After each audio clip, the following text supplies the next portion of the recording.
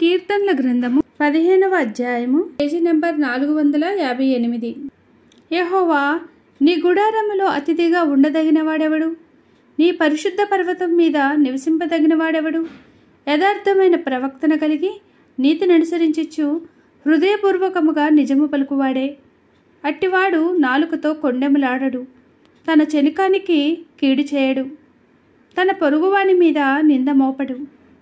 అతని దృష్టికి నీచుడు అసహ్యుడు. అతడు యెహోవా యందు భయభక్తులు గలవారిని సన్మానించును. అతడు ప్రమాణము చేయగా నష్టము కలిగినను మాట తప్పడు. తన ద్రవ్యము వడ్డీకియడు. నిరపరాధిని చెరుపుటకై లంచం పుచ్చుకొనడు. ఈ ప్రకారము చేయువాడు ఎన్నడను కదల్చబడడు. దేవుడు ఈ చిన్ని వాక్యాన్ని దీవించునుగాక. ఈ కీర్తనల గ్రంథం మీకు చదవటం నచ్చినట్లయితే ప్లీజ్ లైక్ చేయండి, షేర్ చేయండి, సబ్స్క్రైబ్ చేయండి. బైబిల్లో ఇలాంటి వాక్యాలు చదివి మీకు వినిపించాలంటే కింద కామెంట్ రూపంలో తెలియచేయండి.